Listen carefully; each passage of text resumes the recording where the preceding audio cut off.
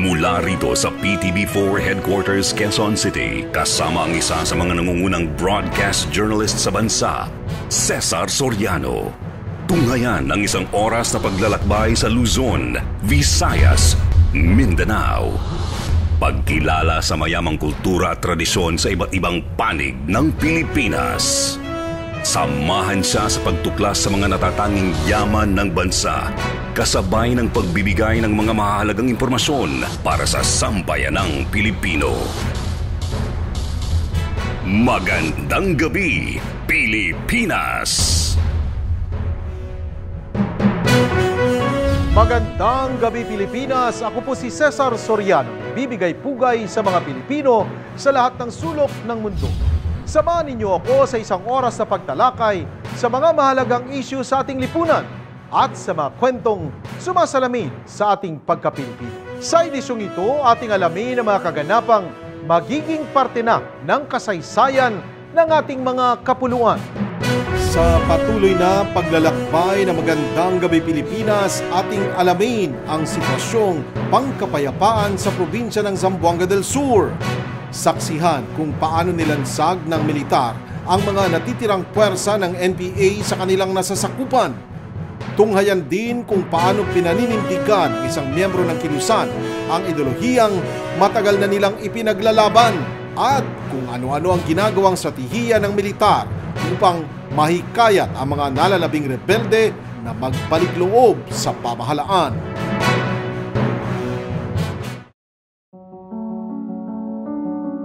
Sa halos 5 dekadang paghahasik ng karahasan ng mga NPA sa kabundukan, tila wala pa ring kasiguraduhan kung kailan matatapos ang hidwaang nagbubukod sa mga Pilipino. Sa gitna ng mga enkwentro, buhay ang naging kabayaran para sa ideolohiyang pilit nilang ikinikintal sa isipan ng mga Pilipinong napabayaan ng pamahalaan. At sa kadahilan ng pinagkaitan umano ng hustisya at katarungan ang karamihan, dito na nag-uugat ang hindi matapos-tapos na digmaan.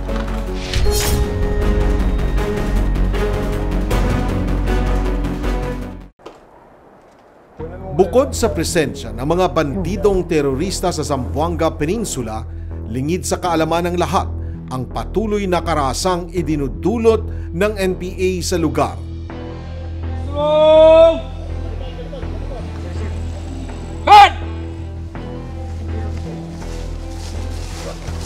Kabilang sa 1st Infantry Tabak Division at 102nd Infantry Brigade ng Philippine Army, ang 53rd Infantry Battalion na pangunahing nakatutok sa paglansag ng iba't ibang guerrilla fronts sa Zamboanga del Sur.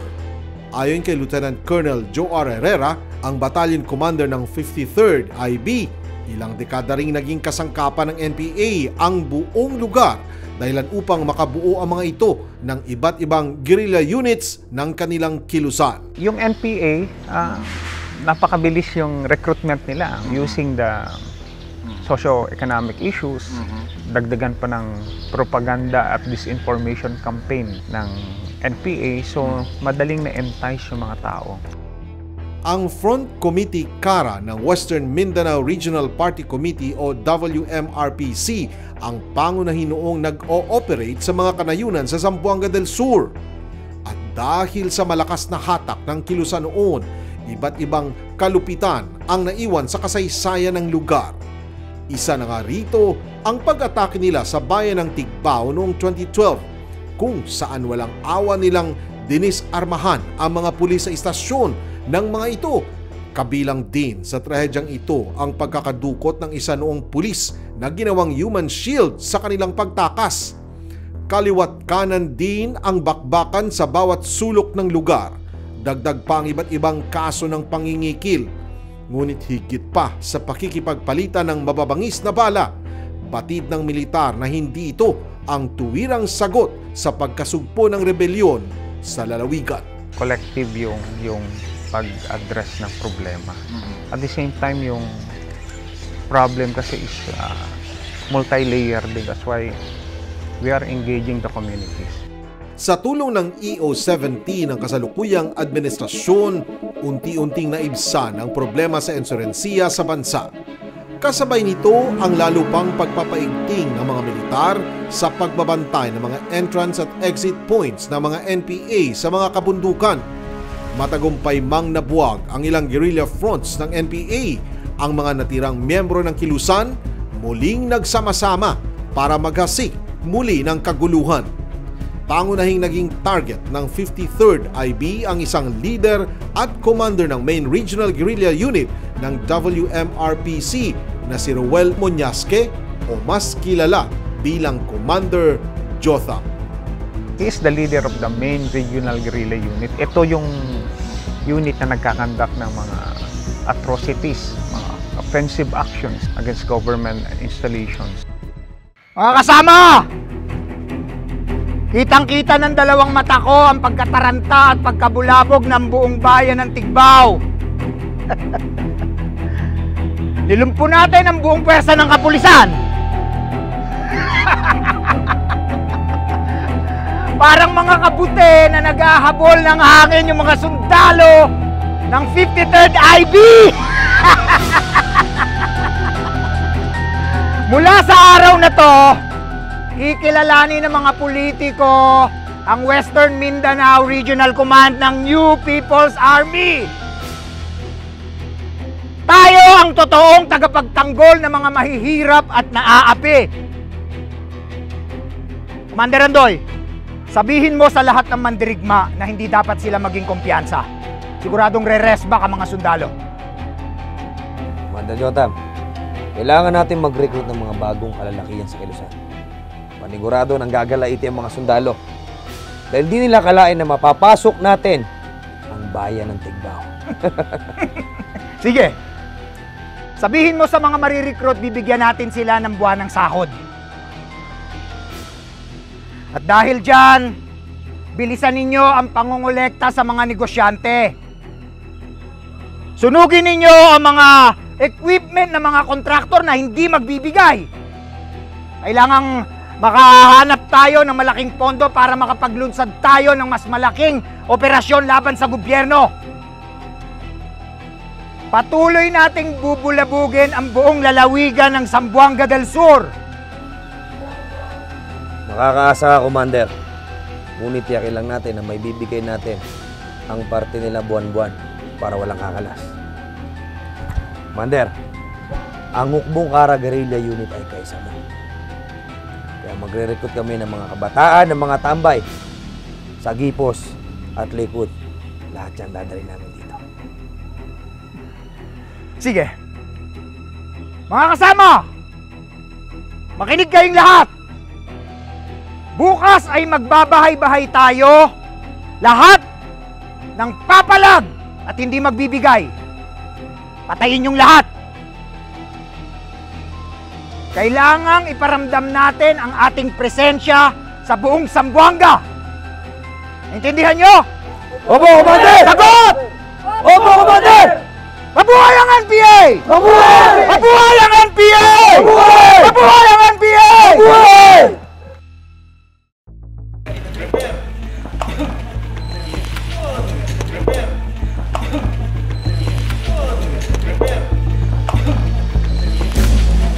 Sana ba kayo lahat?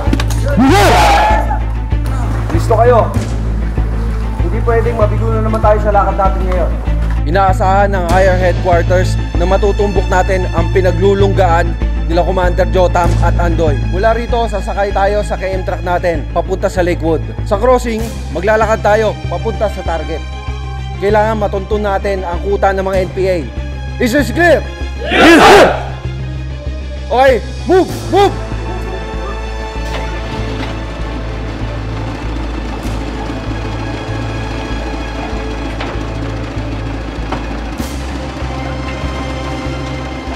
Kasama noon sa blocking forces ang ngayon operations officer ng 53rd IB na si First Lieutenant Jonathan Cerniches.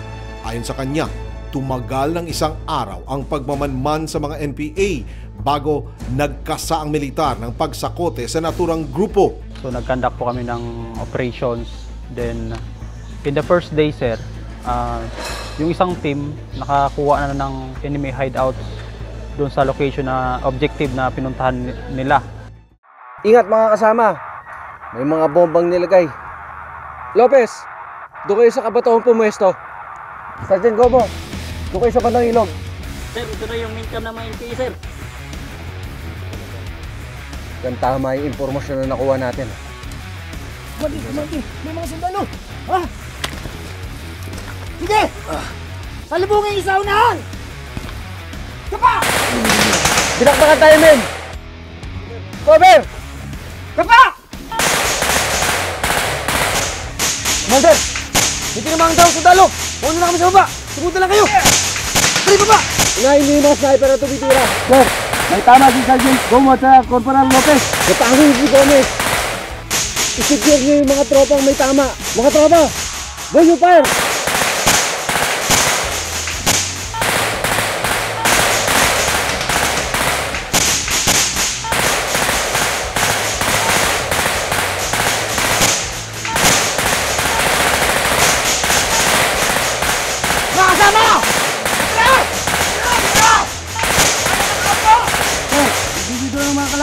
Mga kasama, asan? Tignan mo dito ang kampo. Nag-declare ako na i-assault ko na yung kasi pa kunti-kunti na lang yung pumuputok, then in-assault namin. Iniwan namin yung squad na ang na-engage doon. Then pag-assault namin, yun sir, marami silang naiwan na pagamitan doon sir, tulad ng mga backpack nila. Na-recover sa pinangyarihan ang iba't ibang kalibre ng baril, maging ang ilang kagamitan ng NPA. Dalawa naman ang nasugatan sa panig ng militar, habang isa naman ang patay sa kampo ng NPA. Batay sa investigasyon ng militar, posibleng naroon nung panahon na yun ang kanilang hinahanap na si Commander Jotham, dahil ang grupong yun ay ang pinagsanib na puwersa ng nagkawatak-watak na guerrilla units ng NPA. Joint sila ng MRGU o yung tinatawag namin Main Regional Guerrilla Unit and yung Guerrilla Front Cara. So under siya ng WMRPC, yung Western Mindanao Regional Party Committee. Lalo pang nagpursigi ang militar sa pagtugis kay Commander Jotham. That is the main mission ng aking batalyon. Ano yun? Is to dismantle and destroy the leadership of the main regional guerrilla unit. Paano ko ma-outsmart etong guerrilla unit na pinamumunuan ni Jotham. Dali lang. Kaya pupunta. Bro, pakicheck mo nga to.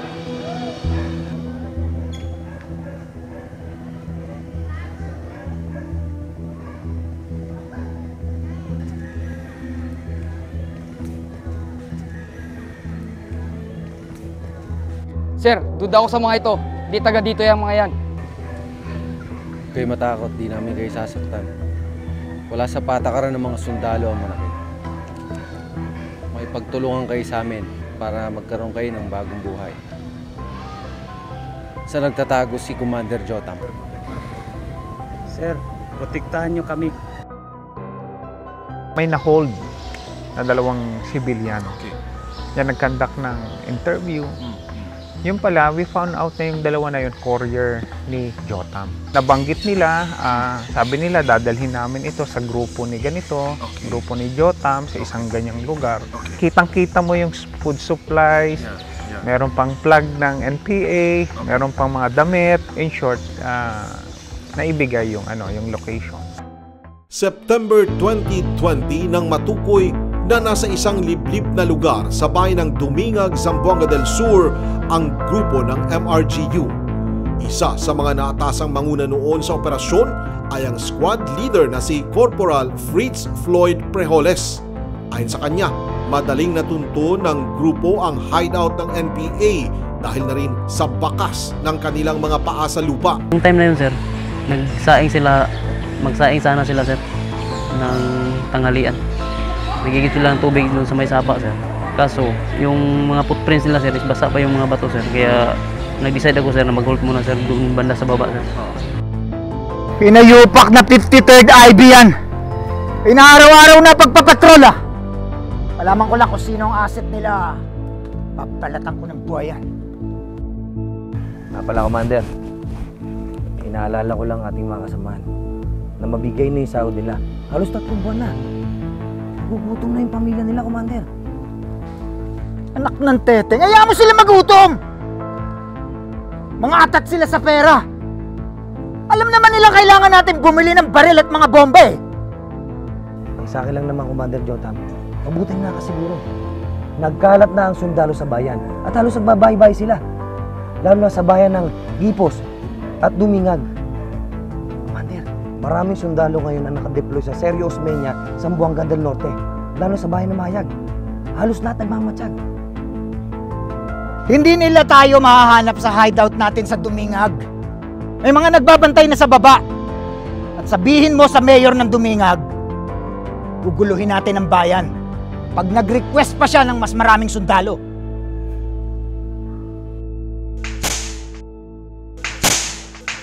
Ano yun, mga sundalo? Dapa!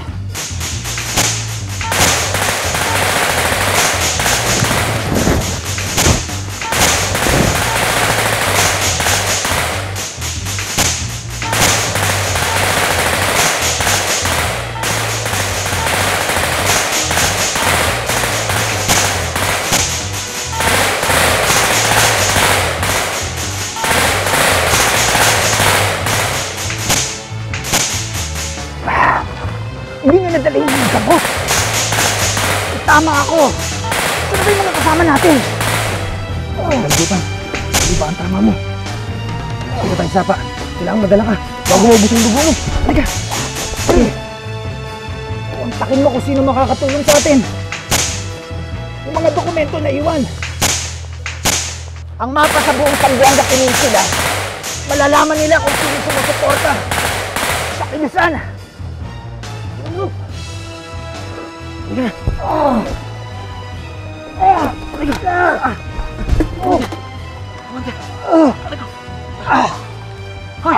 Wala kayong mga ano dyan, bandage.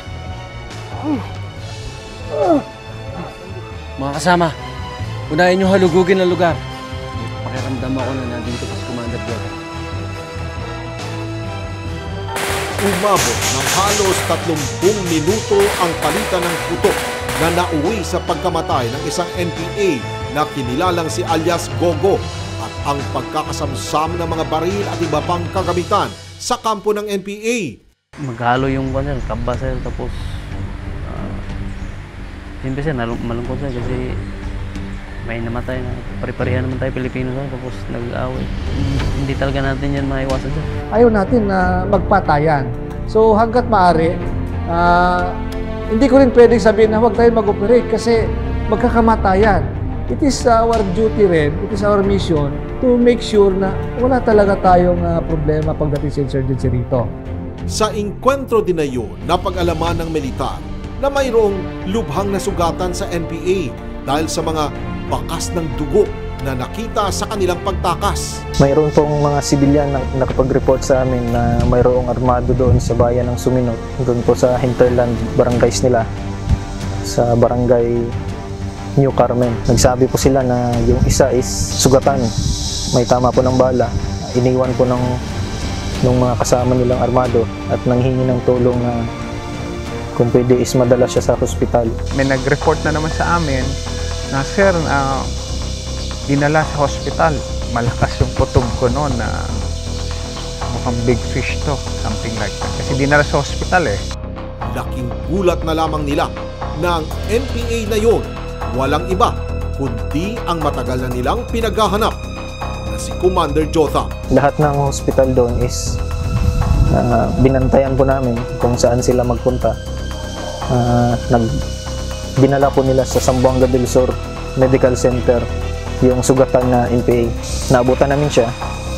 Kinilala nila na yung sugatan na NPA ay si Akad Jotham or Commander Jotham ng Main Regional Guerrilla Unit. Agad namang inilipat sa 1st Infantry Division Hospital si Commander Jotham sa pangambang maaring magdulot ng tensyon ang kanyang presensya sa mismong ospital at sa lugar kung saan siya panandaliang ginamot. Nung nalaman nila na yung ginamot nila ay commander ng NPA, natakot po sila na baka i-rescue si Akad Jotham ng mga kasamahan niya.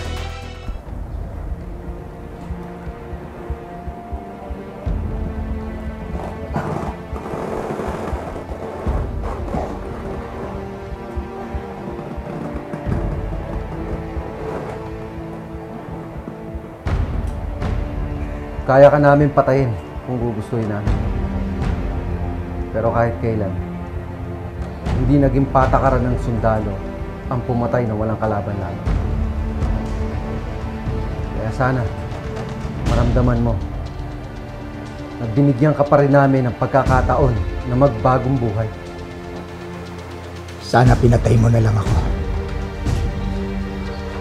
Nang hindi nyo na masaksihan na patuloy akong maninindigan na kami lumalaban para sa mahihirap at mga nahahapi. 18 kaso ang haharapin mo sa korte at sa batas ng Pilipinas dahil sa mga kasalanan ginawa mo. Ang pagpatay, paninigil, panununog, at pagwasak ng mga ari-arian ng mga inosenteng sibilyan. Haharapin ko. Kung ako man ay nabigo at kayo ay nagtagumpay, isusulat pa rin sa kasaysayan ng Zamboanga del Sur na minsan ay may inagawan ng lupa, naghanap ng karapatan, lumaban para sa hustisya, alampagin ang gobyerno, at isulong ang revolusyon. Pinahanga mo ako sa iyong paninindigan, kaibigan. Pero sa huli, kailangan mo pa rin buksan ang iyong isipan na mali ang pamamaraan nyo ng pakikipaglaban. Nagdusa ang bayan sa mga kasalanan ginawa nyo. Tama lang, parusahan ka sa mga ginawa nyo. Dahil ang Pilipinas ay may batas at may hustisya.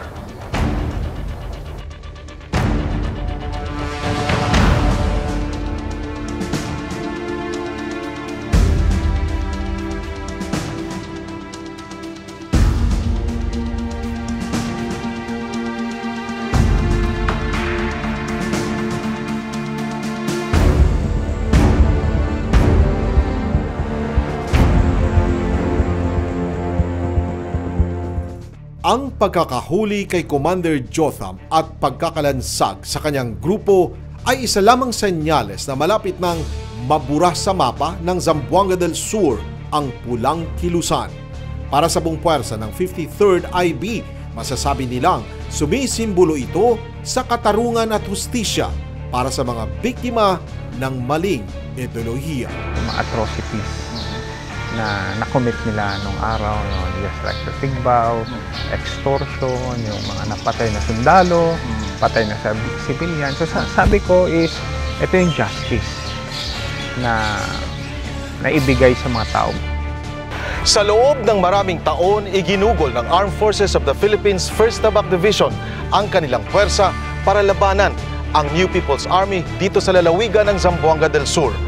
Ipinamalas nila ang kanilang katatagan at ang kanilang katapangan. Marami na rin mga sundalong nagbuwis ng kanilang buhay.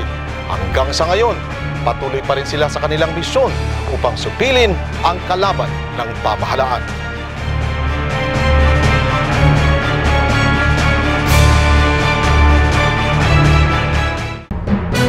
Magandang gabi, Pilipinas! Magandang gabi, Pilipinas!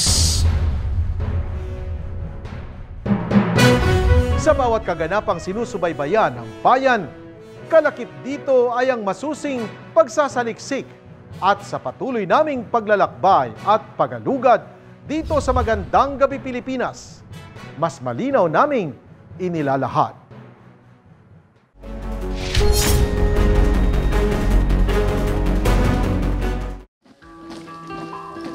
Sa pagkakabuwag ng maraming NPA guerrilla units sa buong Zamboanga del Sur, malaki ang naging parte ng mga ordinaryong sibilyan. Isa ito sa mga estatihiyang baon ni Lieutenant Colonel Herrera sa pangunguna niya sa buong puwersa ng 53rd IB mula sa kanyang naging karanasan bilang spokesperson ng Joint Task Force Marawi noong 2017. Ang focus ko doon yung information operations, civil military operations, and yung engagement sa mga communities, sa mga leaders. So habang nagkakaroon ng bakbakan sa main battle area, Ang focus ko naman is handling humanitarian issues. Ayon pa sa kanya, napakahalaga ang pakikipagtulungan ng komunidad upang maiwasan na ang bakbakan sa mga kanayunan. Yung lesson na nakuha natin sa Marawi, importante pala yung stakeholder engagement. Kasi nanalo tayo sa Marawi, not purely combat, and even the support of the people. Bilang commander, kinuha ko itong lessons na to, itong best practice. That's why we are engaging the communities. Kaya naman isa sa matagumpay nilang laban katuwang ang mga sibilyan ay ang pagkakadakip sa leader ng MRGU na si Commander Jotham. Mga sibilyan din noon ang nagbigay ng impormasyon sa mga militar sa pakikipag-ugnayan ng mga NPA na maidala sa ospital ang kanilang kasamahan at mismong mga sibilyan din ang naghatid kay Commander Jotham sa pagamutan. Bukod pa rito, patunay din ang makataong pagtrato ng 53rd IB sa sugatang NPA. Yung dalawa niyang daliri is critical, natamaan ng bala. Then may sugat din siya sa balikat niya. So minabuti namin na pagbigay alam sa doktor na kung pwede is matulungan kaagad siya. Very professional ang armed forces natin. Philippine Army, we value life and we adhere to the rule of law, international law. Dahil pag ang kalaban ay sugatan na, huwag mo na kailangang patayin. You need to treat the person. Pilipino sa Pilipino ang naging turing ng mga militar kay Commander Jotham. Imbes na takot ang itatak ng mga sundalo sa kanya, sinserong tulong ang inihatid nila sa kanya noong panahon na yon. Para po hindi siya matakot kaagad, kami lang po muna sa 53rd IB yung lumapit sa kanya. Nagbigay, pinaintindi sa kanya yung sitwasyon niya, pinaintindi sa kanya na huwag siyang matakot. Hindi namin siya aanuhin o gagalawin. Naisalba man sa bingit ng kamatayan si Commander Jotham, hindi pa rin makakaligtas sa batas ang naturang NPA. 18 kaso ang kanyang nakatakdang harapin sa husgado. Matapos makapagpagaling, pinapili si Commander Jotham kung anong daan sa hinaharap ang nais niyang tahakin. Ang options namin sa kanya na maaari siyang mag-surrender sa amin or maaari niyang harapin yung mga kaso niya sa kulungan. Nagsabi siya sa amin na wala pa siyang desisyon, pero mga after ilang araw nun ay yung commander namin mismo sa Tabak yung bumisita sa kanya kasama yung legal officer ng Tabak. Kung ano na yung gusto niya mangyari sa kanya. Sabi niya is paninindigan niya ito. Sabi niya, paninindigan niya yung pagiging NPA niya, yung ideology niya, kasi pag nag-surrender daw siya, ano daw yung mukha niya na ipapakita sa mga tauhan niya. Nabigyan ng pagkakataon ang grupo na Magandang Gabi Pilipinas na eksklusibong makapanayam ang kilalang NPA leader. Mahigit 9 na buwan mula nang gumaling sa ospital si Commander Jotham. Ito na siya ngayon, nasa piitan ng Zamboanga del Sur Provincial Jail at hinaharap ang patong-patong na kaso. Ito si Roel Muñasque at mas kilala sa alias na Jotham. Ayon sa kanya, kawalan ng katarungan at kahirapan ang kanyang naging motibasyon na maging rebelde ng pamahalaan. Maaga namatay yung tatay ko, tapos yung lupa namin, hindi na namin trinabaho kasi yun kasi ang dahilan ng conflict ng family. Naintindihan ko ang hirap ng buhay, ang sistema ng lipunan dahil sa pag-aaral, sa mga batayang kurso diyan sa pagiging aktivista. Na-convince siya, then dala-dala niya yung injustices na yan. Nakita niya yung CPP-NPA as an avenue to seek justice, and at the same time, magkaroon siya na ma-empower niya yung sarili niya. Kolehiyo pa lamang, mulat na sa pakikibaka si Jotham. Naging miyembro siya ng League of Filipino Students o LFS at Anak Bayan, hanggang sa tuluyan na siyang na-recruit bilang opisyal na miyembro ng NPA. Also yung mga judicial killing, yung mga aktivista. Isa ako sa mga nagiging mainit sa mata ng mga military intelligence. Mula sa legal na pakikibaka sa lansangan, nag-separate, nag-underground. Nagsilbi siya ng ilang taon bilang political instructor hanggang sa maging pinuno siya ng main guerrilla unit ng WRMPC. Ang grupo rin ni Jotham noon ang nanguna sa pagsalakay sa bayan ng Tigbao, dahilan upang mas naging matunog ang kanyang pangalan. Nakilala siya doon sa Tigbao attack because of yung success nung mission nila, that they were able to seize and capture yung government entities doon. Depensa naman ni Commander Jotham, ang pag-atake nila noon sa Tigbao ay upang mabigyan lamang ng hustisya ang pang-aabuso di umano ng mga pulis sa mga lumad sa lugar. Yung maliliit nila na kabahayan, sir, ng mga mahihirap na magsasakang subanin, kumukuha kasi sila yung mga ratan, tapos ibibinta ng mga subanin dyan sa lungsod nila. Sirain daw ng mga pulis. Pinakita ng Kilusan na kaya niyang magparusa sa mga elemento ng PNP na umaabuso. Masasabi man na sa paniniwala ng Pulang Kilusan, tama ang kanilang ginagawa para sa bayan. Ngunit hindi kailanman magiging tiyak na sagot ang karahasan para sa kapayapaan. At ito ang naging bunga ng pakikipaglaban ni Jotham para sa kanyang paniniwala, kung saan muntik na niyang ikinamatay dahil lamang sa giyera. Hinahanda mo na sarili mo, sir, sa mga labanan na posibleng matamaan, makatal talaga sa tamaan.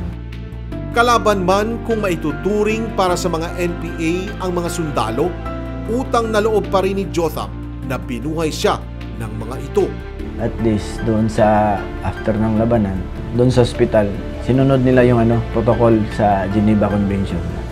May mga sundalo na matituno, sir. Ginampanan nila yung mga tungkulin nila at saka nagrespeto sila sa batas ng digmaan. Naniniwala ko yung bigger picture kasi na sila ay biktima rin ng maling ideology. Kasi before, sabi ko nga, itong mga tao, they were looking for way out from poverty, injustices. They are all victim of deceptions and maling ideology. Yun yung pananaw ko, bakit ganun kalaki yung opportunity sa akin, kalaban to, tapos di pa pinatay. Give him the chance. Binigyan din ng pagkakataon si Commander Jotham na makapiling ang kanyang pamilya at ilang kasamahan noon sa Kilusan. Sa katunayan, sinorpresa pa siya noon sa ospital sa pagdiriwang ng kanyang kaarawan. Happy birthday to you. Happy birthday to you. Happy birthday, happy birthday, happy birthday to you. After namin nagawa yun, doon po siya mas lalong gumaan yung loob sa amin. Minsan, pag may mga tanong kami regarding sa operations namin, ay nagbibigay din naman siya ng impormasyon. Happy ako na gumaling siya, then nagsasalita na siya, then dinala namin yung family niya. Nag-birthday pa siya. Sa conversation ng mga tao, sabi niya is paninindigan niya ito. Mabibigyan man sana ng solusyon at matutulungan ng pamahalaan na mapabilis sa mga kasong nakabinbin para kay Jotham sa tulong na din ng EU70, ngunit mas pinili niyang harapin ito kapalit ng kanyang pagsuko. Batid niya na kahit hindi na siya opisyal na miyembro ng Kilusan, naniniwala pa rin siya sa prinsipyong kanilang pinanghahawakan. Inisip ko na lang na ang paghihirap ko sa kulungan, maliit na bagay lang yan sa paghihirap ng mga nandun pa sa bundok, sir, mga kasamahan ko. Maliit na bagay lang ang sakripisyo sa kulungan kumpara sa sakripisyo na hinarap ng mga dating kasamahan ko ngayon sa bukid, sa bundok. Well, sabi ko, I trust your instinct. Sabi ko, yan yung pananaw mo, but we have also the process. Na ikaw ay may kaso, ikaw commit ka namin sa court. Kasi hindi pwedeng, kailangan mo ring panindigan yung mga kasalanan mo. Ang paninindigan ni Jotham sa kanyang pakikibaka, hudyat naman ng pagkakawalay niya sa kanyang mga mahal sa buhay. Batid niya na kung may pagkakataon lamang na magsimulang muli, mas pipiliin pa niyang makasama ang kanyang pamilya. At dumating pa sa puntong, maski ang kanyang asawa, kumontra na sa kanyang pakikibaka. Nagtanong siya kung mahal ko ba talaga siya? Bakit hindi kami nagkasama ngayon? Siyempre, sabi ko sa kanya, mahal ko siya. So, siyempre, may tungkulin din ako, may pinaglalaban. May isip din tayo para sa pamilya natin. So, may mga pagkakataon din na malungkot ka dahil malayo ka sa pamilya mo. Pero ito na talaga ang buhay. Sa akin siguro yung paninindigan ng prinsipyo niya. Siguro dahil nakita ko yung kind of a leader na meron din siyang paninindigan. Mapait man kung susumahin ang landas na tinahak ni Jotham sa karera ng kanyang buhay, dito mapapatunayan ang inaning karahasan dulot ng kawalan ng hustisya at kahirapan tulad ng prinsipyong kanilang ipinaglalaban. Yung experience na yan will surely help also the government to truly understand the plight of these people. Hindi lang kasi itong poverty issues, we need also to understand the psychological mindset of these people. Bakit sila nag-join sa CPP-NPA? We need to understand that. Those reasons kung bakit sila nag-join. And if we were able to understand and address that, we can stop tenfolds of Jothams to become NPA. At para naman kay Jotham, mula sa pakikibaka niya sa kabuntukan hanggang sa rehas ng piitan, dala-dala niya ang ideolohiyang nakapunla sa isipan ng kanyang mga kasamahan. Ang gusto ko yung hindi nanggaling sa gobyerno yung pagsimula ko. Gusto ko sa sarili ko. At least kahit paano, yung mga kasama ko sa bundok, maano din sila na hindi pa rin ako nagbitiw sa aking mga pananaw. Kahit hindi na ako sumama sa kanila. Kung anong mangyari sa laban ng korte, handa na lang natin ang sarili natin. Kasi sa dami ng kaso, hindi natin malaman kung ano ang kahinatnan. Yung philosophy, no? Hindi mo kasi mabubura yan eh. Nasa tao yan eh. No? Opportunity niya na mabuhay to continue the second phase of his life. So, nagpapasalamat ako doon kasi nabigyan siya ng second chance. The second life.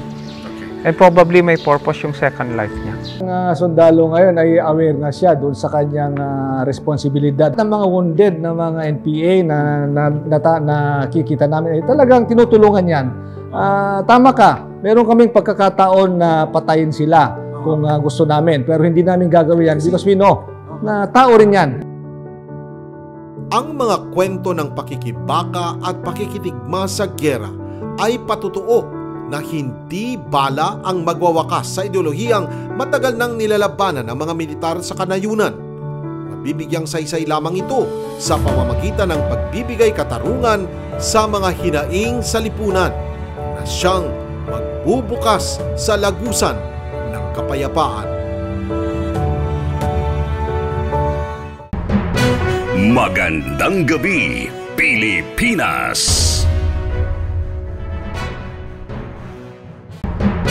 Magandang gabi, Pilipinas!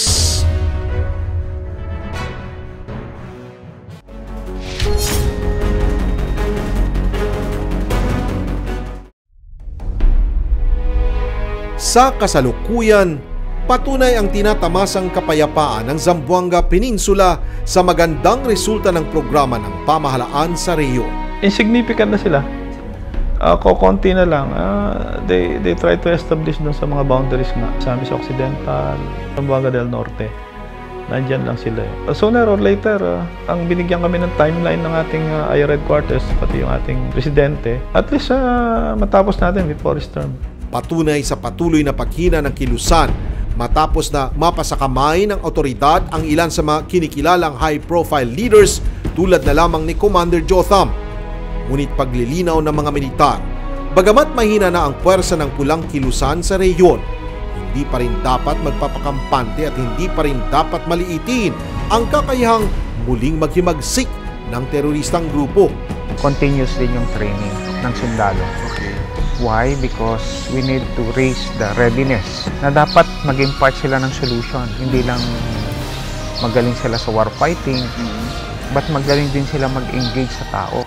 Ilan lamang ang bayan ng Gipos, Lakewood at Dumingag sa probinsya ng Zamboanga del Sur sa nooy itinuturing na pugad ng insurensiya sa rehiyon. Last year, talagang nalansag na yung NPA movement dito sa amin at in fact yung province namin is dineklara na insurgency free. We are happy ngayon na nakita ng pamunuan ngayon ng Pilipinas kasi doon na nakita kung ano talaga ang dapat gawin at least masolusyonan itong insurgency problem natin. Ilang barangay nito ang makatatanggap ng 20 million pesos, bahagi ng Barangay Development Program ng LCAC. Ang nasabing pondo, inilaan upang matugunan ang partikular na pangangailangan ng mga napiling barangay. Masasalamin ang malaking pinagbago ng pamumuhay ng mga naninirahan dito. Natatransport na ng maayos ng mga farmers yung kanilang mga produkto. Ibig sabihin, kumukunti yung gastusin nila, no, sa pagdala ng mga produkto papunta sa bayan. Sinabi ni General Subihana, where the road ends, insurgency begins. So ngayon, narating na yung tatlong barangay ko through the program ng LCAC, din yung tao ngayon happy na. Tight partnership with 53rd IB. Maganda yung samahan, kaya hindi pa yung success na na-eradicate yung insurgency, pero papunta na doon yung goal. Buhay na patotoo ang mga dating kasapi ng NPA na ngayon nasa kustodiya at pangangalaga na ng 53rd Infantry Battalion. Sa sinseridad ng militar at ng pamahalaan na matulungan ang mga minsang naligaw ng landas upang matulungan sila makapagbagong buhay at muling makabalik sa kanilang komunidad. Sila ay sumasailalim ngayon sa isang rehabilitasyon na tinatawag na Project Good Life. It's a collaboration of 53rd IB and our psychological services located in Pagadian City. Presently, we are thriving an experiential school-like environment former rebels in Zamboanga del Sur. Layunin ng programa na mabigyan ng panibagong simula ang mga dating kasapi ng kilusan sa pamamagitan ng pagbibigay ng healthy environment na tulad ng isang eskwelahan. Basically, it's an experiential learning system, not a teacher-centered learning environment, but a learner-centered environment. We are just there to facilitate. At the end of the day, they should be the one to discover themselves, discover sense of awareness, discover how to heal themselves. Batid na mga nangangasiwa ng Project Good Life ang kahalagahan ng pagkakaroon ng mas maayos at makataong pagkakakilanlan. Kaya naman parte ng layunin ng Project Good Life ang mabigyan ng bagong pagkakakilanlan ang mga dating kasapi ng samahan. Sa mga salitang good life, dahil hindi nga maganda yung naging karanasan nila sa bundok nung nasa NPA pa sila, kailangan natin i-improve yung mga buhay nila. Sa pagbisita ng aming grupo sa programa ng 53rd Infantry Battalion na Project Good Life, nakapanayam namin ang ilan sa mga friends rescued na ngayon unti-unti nang nagsisimulang makabalik sa kanilang normal na pamumuhay. Unang-una, binigyan kami nila ng mga livelihood programs, pinapalo up nila at pinapaaral kami sa Good Life ngayon. Sa halos isang dekada niyang pakikisama sa kilusan, kanyang naranasan ang hirap ng buhay ng pagtatago sa kabundukan. 10 taon na palaging nasa kabundukan. Walang ibang magawa kundi palaging nagtatago. Naisip ko na kung palagi lang ganito, hinahabol tayo palagi ng gobyerno, paano ba natin bago ang ating lipunan? Palagi lang tayong nasa kabundukan. Tulad ni Jovel Isa rin si alias Kim sa mga friends rescued na nasa ilalim ng Project Good Life ng 53rd IB.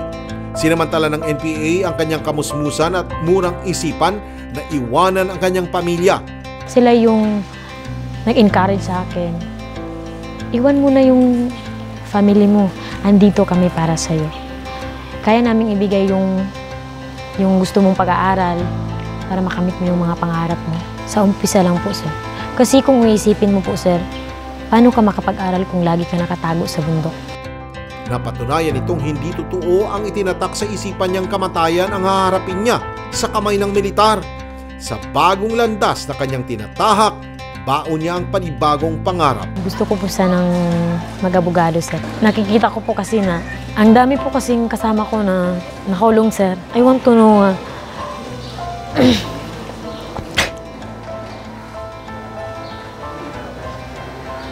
marami po kasing kabataan na inabusuhan, sir. Mga kabataan na pinagkait sa kanila yung mga pangarap nila na dahil po sa maling doktrina. Mga kabataan na instead makapagtapos ng pag-aaral, mahawak po ng baril. Kaya na-encourage po akong mag-abogado. Kaya naman gano'n na lang ang taos-pusong pasasalamat ni Kim at ng iba pang mga friends rescued sa kalinga at suportang kanilang tinatamasa magmula nang mapunta sila sa puder ng militar. Pinag-aral ako. Tapos, dati kasi hindi ako nakapag-aral. Kung hindi ako dumating dito, siguro wala rin ako ngayon dito. At kung ano man yung mga binibigay nila na yung magbago yung buhay namin, sana hindi ko rin yun matikman. Malaki yung pasasalamat ko kasi tinulungan ako ng Diyos natin para magbago yung buhay ko. Salamat dahil dito ko po na-experience sa inyo na mag-birthday na binibigyan po ng cake. Yung pinaparamdam na there is always a second chance. Ano man ang mga karanasan sa buhay, tinatanggap niyo po ako.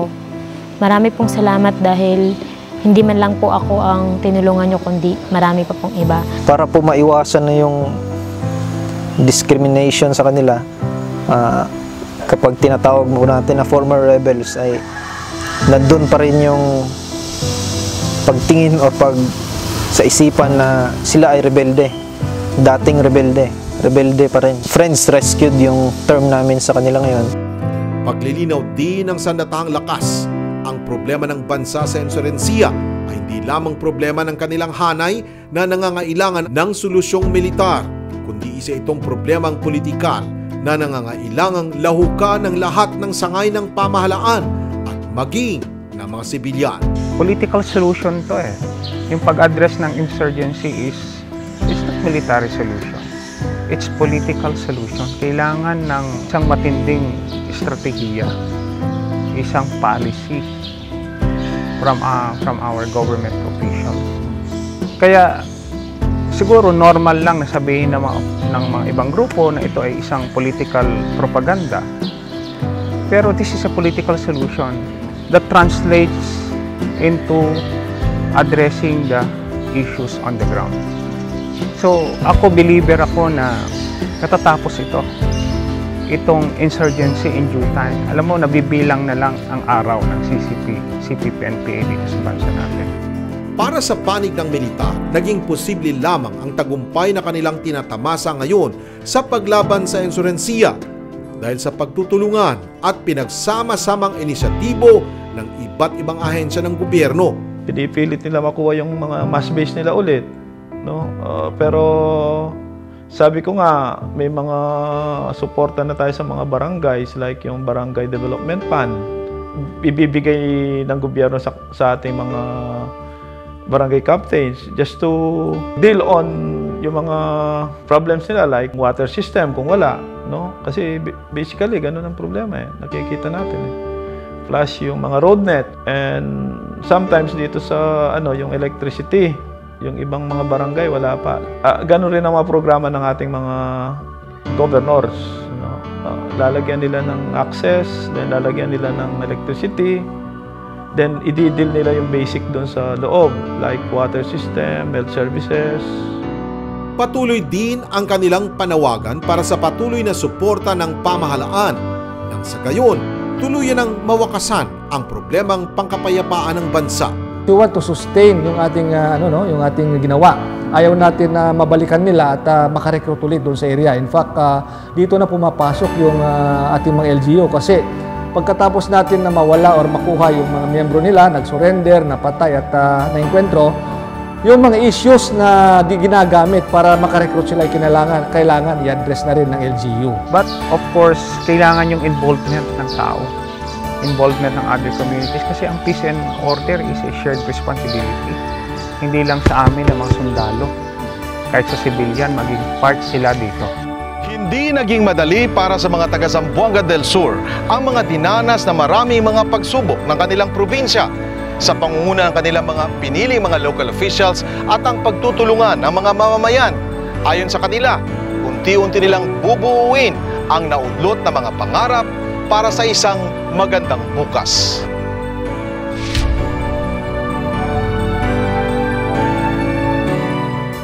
Wala pa mang kasiguraduhan na matatapos na ang hidwaan ng mga rebelde at ng pamahalaan. Ngunit ang walang humpay na pagtukoy sa ugat ng kahirapan at kawalan ng katarungan sa lipunan ang siyang nagbibigay pag-asa para sa kalayaan at kapayapaan. Ilan lamang ang mga kwentong ito ng mga kasundaluhan na sumasalamin sa mga bagong bayani ng lipunan na magiging ehemplo para sa mga susunod pang salinlahi at magpapanday sa pangarap na mas malaya at nagkakaisang Pilipino ang masisilayan sa hinaharap. At inyo pong natungayan ang isa na namang makasaysayang kwento sa ating mga kapuluan. Para sa buong bansa, iisang layunin, iisang daan tungo sa kapayapaan at kaunlaran. Ako po si Cesar Soriano. Hanggang sa muli, ito ang Magandang Gabi, Pilipinas!